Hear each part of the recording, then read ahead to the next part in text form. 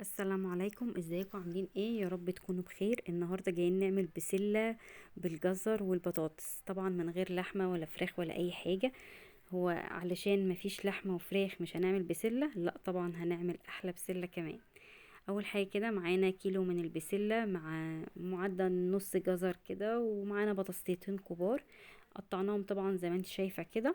وحضرنا بقى بصلايه، ومعانا كده هنفرم البصلايه الاول. اول حاجه كده هنفرم البصلايه الاول زي ما انت شايفه. نعمل التسبيكه كده الاول بتاعه البسله. هننعم البصله خالص اهو زي ما انت شايفه كده، وهنركنها على جنب. وبعد كده هنفرم بقى شويه طماطم كده حلوين. طبعا انا حاطه مع الطماطم دي حته كده من البنجر.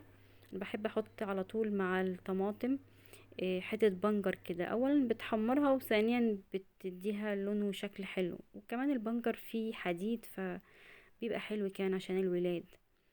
هنا بقى كان عندي حته ليا كده، ليا ضاني. قلت هعمل كده التسبيكه بيها. حطيت عليها شويه كده من الزيت بمعدل معلقتين كبار من الزيت. وهفضل بقى سايباها على النار كده لحد ما اللية دي تنزل كل الدهن اللي فيها. وبعد كده هشيلها بقى عشان انا مش عايزاها بقى. مجرد بس ما تنشف زي ما انت شايفة كده، خلاص كده انا بشيلها وبنزل بقى عليها بالبصل لحد ما البصل معايا كده يعني يدبل شوية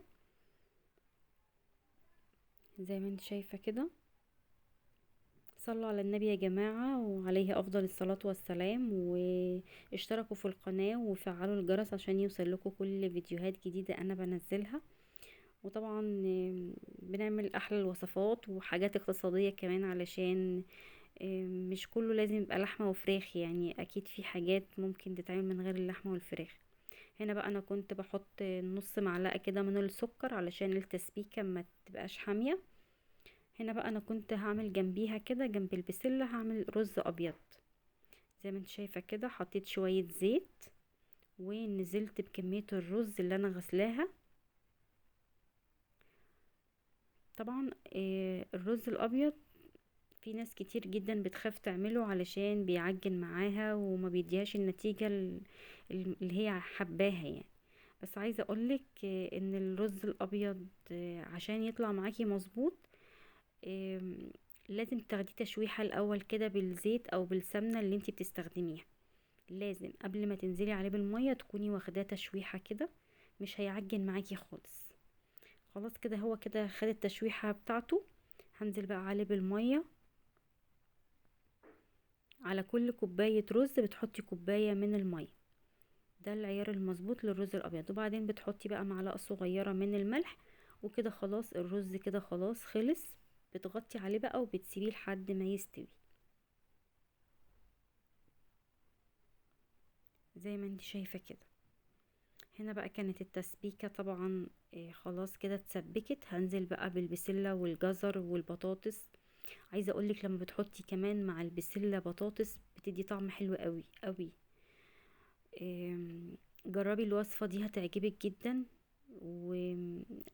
وهتدوقي بسلة بقى احلى من اللي فيها لحمة كمان.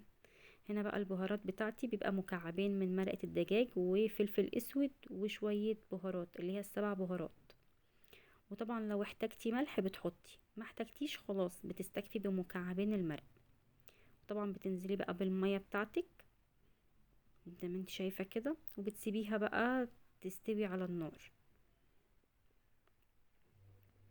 زي ما انت شايفة كده. انا بس كنت بقلبها علشان يعني التوابل بقى اللي انا حطيتها دي تدوب كده معاها. هغطيها بقى وهسيبها لحد ما تستوي.